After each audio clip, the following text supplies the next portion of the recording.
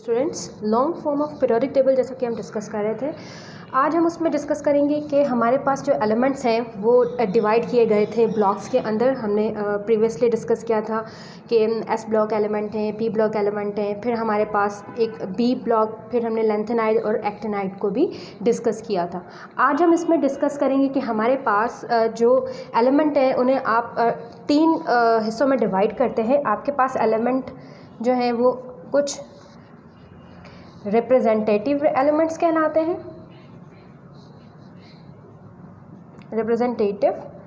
कुछ एलिमेंट्स आपके ट्रांजिशंस कहलाएंगे,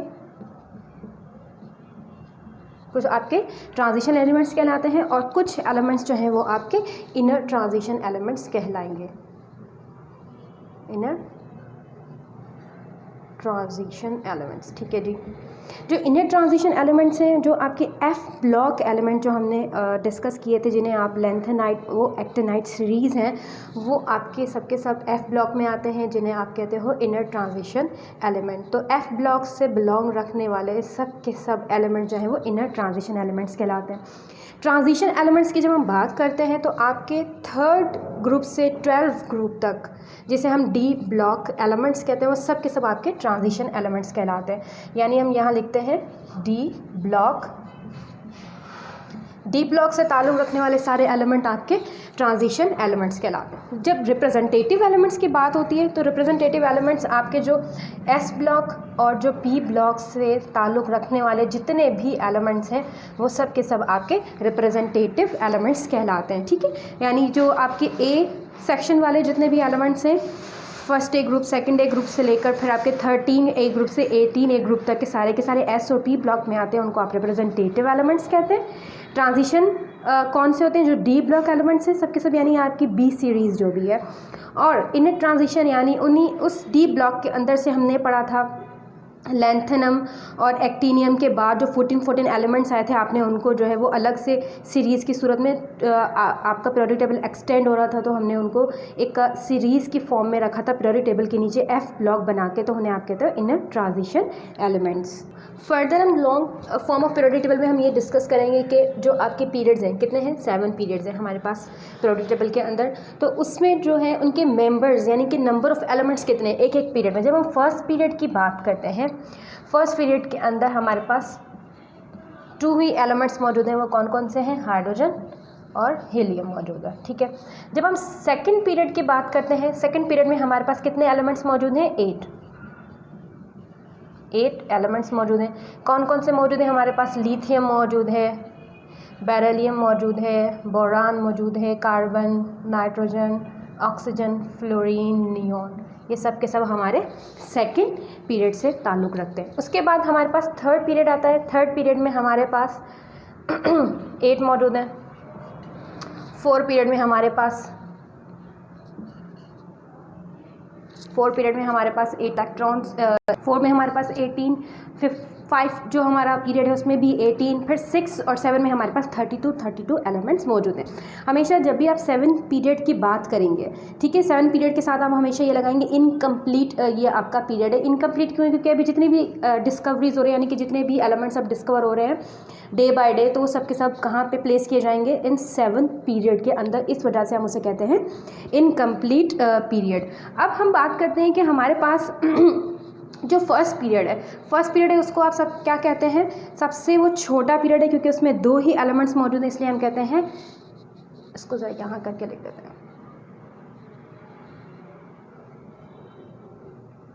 फर्स्ट जो है वो आपका शॉर्टेस्ट, उसको हम कहते हैं सबसे शॉर्टेस्ट है वो पीरियड, शॉर्टेस्ट है। सेकंड पीरियड की हम जब बात करते हैं, सेकंड, थर्ड, ये सब के सब आपके लॉन्ग पीरियड में आते हैं। 6 जो है आपका, 6 और 7 वो क्या है? आपके लॉन्गेस्ट हैं, लॉन्गेस्ट है। 7 को आप क्या कहेंगे? लॉन्गेस्ट तो है, लेकिन ये आपका इनकम्प्लीट भी है। साथ में आपने ये भी इसको लिखना है कि ये आपका इनकम्प्लीट जो है वो आपका पीरियड कहलाता है। इसके बाद जो लेंथेनाइड और एक्टिनाइड सीरीज़ है, वो हमें मालूम है कि वो किसके अंदर मौजूद होते हैं? वो आपके 6 पीरियड में मौजूद होते हैं। लेंथेनाइड जो है वो आपके 6 पीरियड में मौजूद होते हैं, और एक्टिनाइड्स जो है वो आपके 7th पीरियड में मौजूद होते हैं, ठीक है। और साथ में 7th जो आपका पीरियड है वो इनकम्प्लीट कहलाता है, ठीक है। एक दफ़ा और रिव्यू करें इसका, बहुत ईजी है। जो आपके फर्स्ट पीरियड है उसमें 2 एलिमेंट्स मौजूद हैं, सेकंड में 8, थर्ड में 8, 4 के अंदर 18, 5 के अंदर 18, 6 के अंदर 32 और 7 के अंदर भी 32। 7 पीरियड जो है वो आपका क्या कहलाता है, हमेशा इनकम्प्लीट है, यानी कि जितनी भी डिस्कवरीज होंगी, जितने भी एलिमेंट डिस्कवर होंगे विद द टाइम, ये सब के सब कहाँ प्लेस किए जाएंगे, आपके 7th पीरियड के अंदर। इसी के साथ अगर हम बात करते हैं ग्रुप्स की, पीरियड्स तो हमने डिस्कस कर लिए, 7 है हमारे पास। जब हम बात करते हैं ग्रुप्स की, तो ग्रुप्स आपके पास कितने हैं यहाँ पे, अब आपके पास फर्स्ट और सेकंड ग्रुप है, ठीक है। फर्स्ट और सेकंड ग्रुप है, जिन्हें आप अल्कली और अल्कलाइन अर्थ मेटल कहते हैं, वो सब के सब क्या कहलाते हैं, आपके एस ब्लॉक एलिमेंट। आपके पास एक ग्रुप है एस ब्लॉक, जिसमें मौजूद हैं फर्स्ट एंड सेकंड ग्रुप से ताल्लुक़ रखने वाले, जिसे हम अल्कली और अल्कलाइन अर्थ मेटल कहते हैं, ठीक है। उसके बाद आपके पास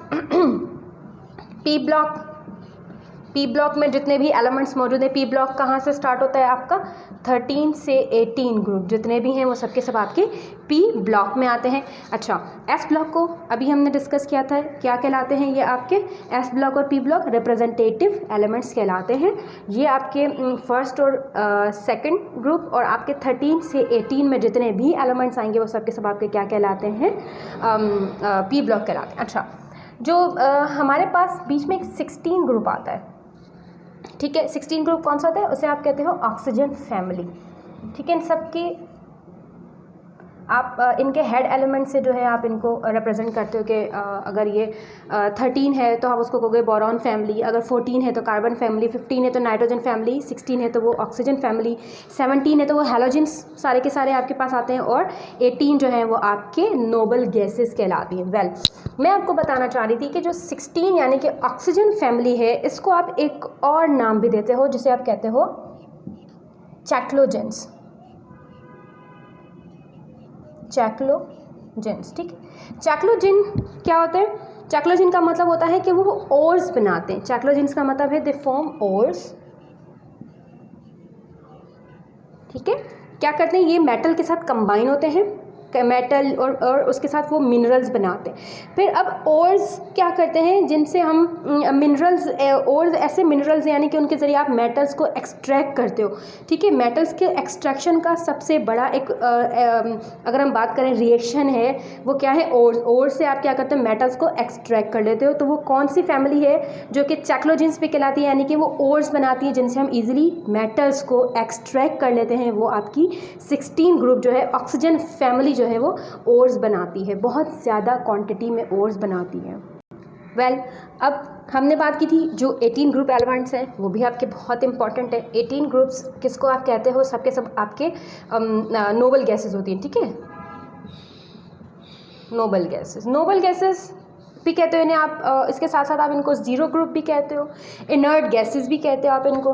क्यों इनका नाम नोबल रखा गया, क्यों इनको जीरो ग्रुप कहते हैं या इनको इनर्ट गैसेस कहते हैं, क्यों, क्योंकि इनके अगर आप देखें ये नेचुरली जो है ये इनकी ये स्टेबल है, यानी इनका ऑक्टेट भी कंप्लीट है, डुप्लेट भी कंप्लीट है। हीलियम है जो कि छोटा एलिमेंट है, उसके अंदर ऑक्टेट का कॉन्सेप्ट जो है वो फुलफिल नहीं होता। ऑक्टेट मीन्स 8 इलेक्ट्रॉन, हीलियम इतना छोटा है कि वो अपने अंदर 2 इलेक्ट्रॉन्स को रखता है, तो उसका ऑक्टेट कंप्लीट है, ठीक है। बाकी उसके बाद हीलियम के बाद फर्दर आप जैसे आते हो उनके सबके ऑक्टेट कंप्लीट नहीं, इस वजह से वो केमिकल रिएक्शन में हिस्सा नहीं लेते, क्योंकि वो केमिकली कंबाइन नहीं होना चाहते, क्योंकि वो स्टेबल है। एलिमेंट स्टेबल होते हैं तो केमिकल रिएक्शन में हिस्सा नहीं लेते।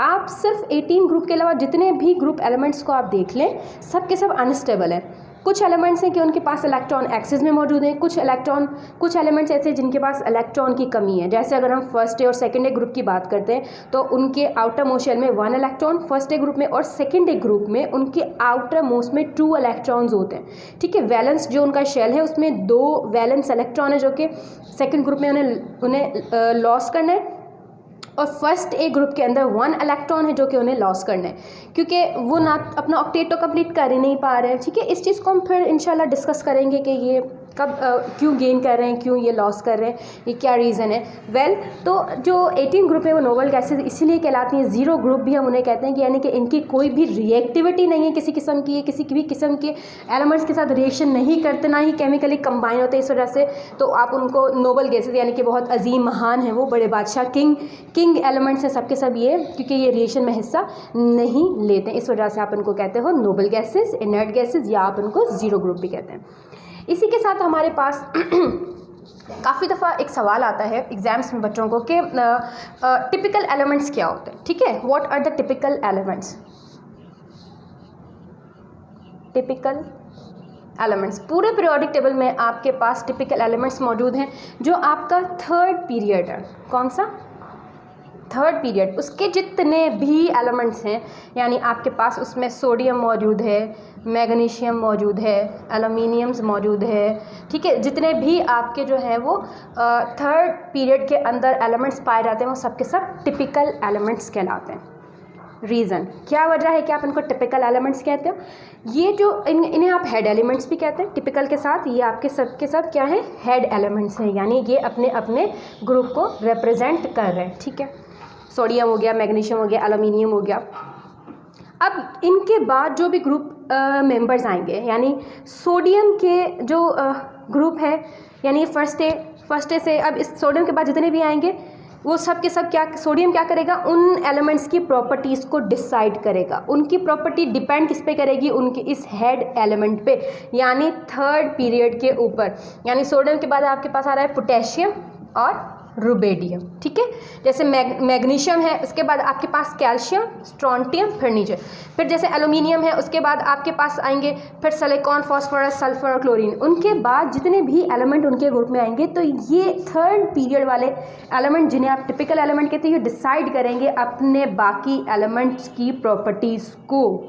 अब हम बात करते हैं, हमने डिटेल में सारा long form of periodic table को डिस्कस कर लिया है कि उसमें ग्रुप्स कितने हैं, पीरियड्स कितने हैं, ठीक है, और हर ग्रुप पीरियड में कितने कितने एलिमेंट्स मौजूद हैं, और रिप्रेजेंटेटिव, और उसके साथ ट्रांजिशन, इनर ट्रांजिशन, और साथ में हमने एक और चीज़ डिस्कस की जिसे हम कहते हैं कि आपके एफ ब्लॉक एलिमेंट्स भी, ट्रांजिशन एलिमेंट्स भी, इनर ट्रांजिशन एलिमेंट्स। अच्छा, अब कुछ सिग्निफिकेंस बातें हम डिस्कस करते हैं, बहुत इंपॉर्टेंट, कि जो ग्रुप और पीरियड्स हैं वो हमें किस तरह की इन्फॉर्मेशन दे रही हैं एलिमेंट्स के अकॉर्डिंग। यानी कि अगर आपको किसी भी एलिमेंट है उसका ग्रुप नंबर मालूम करना है या उसका पीरियड नंबर, वैसे तो मैंने इस पर एक वीडियो अलग से बनाई है, लेकिन अब इसी में हम एक दफ़ा और इसको रिवीजन कर लेते हैं, डिस्कस कर लेते हैं कि जो पीरियड है वो किसको रिप्रेजेंट करते हैं और ग्रुप्स किसको रिप्रेजेंट करते हैं। तो सबसे पहले हम ग्रुप की अगर बात करते हैं तो ये वैलेंस इलेक्ट्रॉन पर डिपेंड करता है,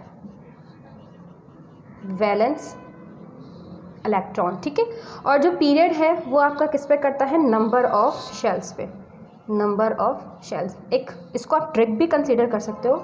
ठीक है, एक क्विक ट्रिक है जिससे आप बता सकते हो एक किसी भी एक एलिमेंट का उसका ग्रुप नंबर और उसका पीरियड। अगर किसी बच्चे को याद नहीं है कि जी क्लोरीन किस ग्रुप से ताल्लुक़ रखता है या किस पीरियड में आता है, तो आप उसकी इलेक्ट्रॉनिक कॉन्फ़िगरेशन करके इजीली उनके वैलेंस इलेक्ट्रॉन और उनके नंबर ऑफ शेल्स से बता सकते हैं कि ये किस ग्रुप से और किस पीरियड से ताल्लुक़ रखता है। लेकिन उसके लिए आपको इलेक्ट्रॉनिक कॉन्फ़िगरेशन तो आनी ही चाहिए। ऐसा कुछ भी नहीं है कि सब चीज़ें जो है वो आपको कोई ट्रिक्स मिल जाएंगी, ट्रिक्स के लिए भी कुछ ना कुछ चीज़ें तो आपको याद रखनी पड़ेंगी। ऐसा कुछ भी नहीं है कि आप सब कुछ डिपेंड कर दो ट्रिक्स पे कि आपने ट्रिक्स याद कर ली तो आपको वो सब चीज़ें आ जाएंगी। Electronic configuration, being a chemist, ठीक है, एक केमिस्ट्री के स्टूडेंट होने की वजह से आप अगर एक केमिस्ट्री के स्टूडेंट हो तो आपको इलेक्ट्रॉनिक कॉन्फ़िगरेशन पे फुल कमांड आनी चाहिए। ठीक है, अब हम बात कर रहे हैं वैलेंस इलेक्ट्रॉन और वैलेंस और नंबर ऑफ शेल्स। ये कैसे पता चलेगा जब आपको इलेक्ट्रॉनिक कॉन्फ़िगरेशन करना आएंगी।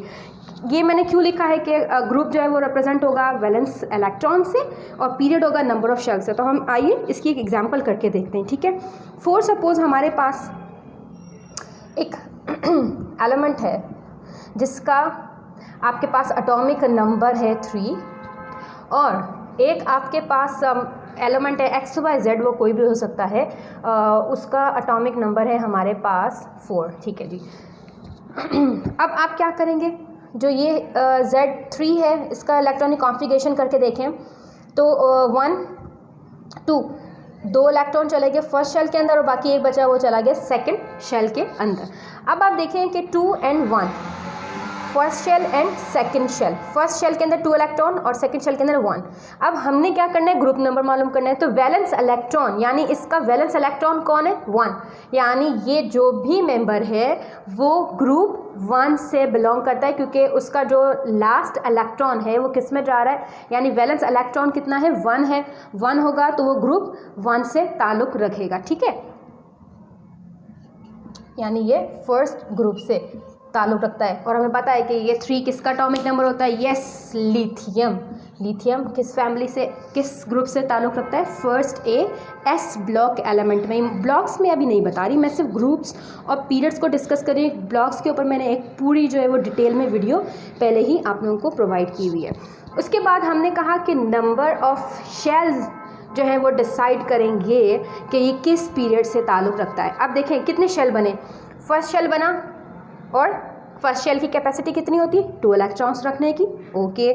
जब उसके पास 3 में से 2 चले गए, 1 बाकी है, तो उसने एक और शेल जनरेट किया, एनर्जी लेवल भी जिसे आप कहते हो, और उसमें एक इलेक्ट्रॉन को रखा, यानी 1 और 2 जो है वो उसके पास वैलेंस 2 उसके पास नंबर ऑफ शेल्स हैं। तो इसका मतलब है कि वे किस पीरियड से ताल्लुक़ रखता है, ये सेकेंड पीरियड से ताल्लुक़ रखता है। यस, हमें मालूम है कि जो लिथियम है जो कि फर्स्ट ग्रुप से ताल्लुक़ रखता है और सेकंड पीरियड से उसका रिलेशनशिप होता है। अच्छा, अब यहाँ पे एक चीज़ आपको याद करनी होगी, जब आपके पास वैलेंस इलेक्ट्रॉन जो है 1 और 2 आएंगे तो आप इजीली उन्हें बता दोगे कि ये जो है ये फर्स्ट ग्रुप से है, ये सेकंड ग्रुप से।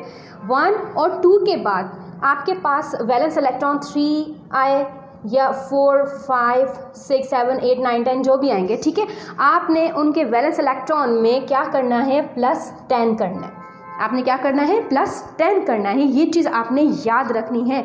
यानी फॉर सपोज़ हम यहाँ पे कोई एक और एग्जांपल लेते हैं, जैसा कि एटॉमिक नंबर है हमारे पास कितना, 16 है। तो आप देखो फर्स्ट शेल में 2, सेकेंड शेल में 8 और थर्ड शेल में आपके पास कितने आए, 16। 8 to 10 and 6, 16। ये आपका फर्स्ट शेल, ये आपका सेकंड शेल, ये आपका थर्ड शेल। अब देखें 6, अब क्या होगा, जब मैंने कहा 1 और 2 वैलेंस इलेक्ट्रॉन के बाद आपके पास 3 से लेकर जितनी भी काउंटिंग आए, 3, 4, 5, 6, 7, 8, 9, 10, आपने प्लस करने हैं 10। यानी 6 में जब आप 10 प्लस करेंगे तो ये 16 हो जाएगा, यानी ये 16 ग्रुप से बिलोंग रखता है, ठीक है। ये कौन से इसका ताल्लुक कौन से ग्रुप से होगा, 16 से। और पीरियड मालूम करने का तरीका तो हमें मालूम है, क्या है, जितने भी शेल होंगे वो रिप्रेजेंट करेंगे उसके पीरियड के नंबर को। कितने शेल बने, 1, 2, 3, यानी कि ये थर्ड पीरियड से इस एलिमेंट का ताल्लुक है। तो इस तरह से जो है आप बता सकते हो कि जो पीरियड्स और ग्रुप हैं उनकी सिग्निफिकेंस क्या है, वो हमें किस तरह की इंफॉर्मेशन देते हैं। ग्रुप्स क्या करते हैं, आपको वैलेंस इलेक्ट्रॉन के बारे में बताते हैं, और पीरियड्स जो है वो आपको नंबर ऑफ शेल्स के बारे में इंफॉर्मेशन देते हैं। इसी के साथ long form of periodic table आपका कंप्लीट होता है। उम्मीद है कि आपको इन वीडियो के ज़रिए ये कॉन्सेप्ट क्लियर हो गया होगा कि आपका long form of periodic table Mendeleev की ही क्लासिफिकेशन को आगे लेकर चले, और उसके बाद नील बोहर और मोज़ले ने जो है वो इसको दोबारा से एक आप कह दो पॉलिश किया, एटॉमिक मास की जगह एटॉमिक नंबर को रख के इन सब को डिस्ट्रीब्यूट किया और रीअरेंज किया एलिमेंट्स को, और ए और बी ग्रुप्स बनाए, ठीक है। और उसके साथ साथ आइसोटॉप्स, हाइड्रोजन के आइसोटॉप्स के लिए भी यहाँ पे जगह रखी गई, ठीक है। और जितने भी एलिमेंट्स अब डिस्कवर हो रहे हैं उनके लिए भी 7th पीरियड के अंदर, जिसे आप इनकम्प्लीट पीरियड कहते हैं, उसमें उनको रखा जाएगा, अरेंज किया जाएगा। अपना बहुत सारा ख्याल रखिएगा। अल्लाह हाफ़िज़।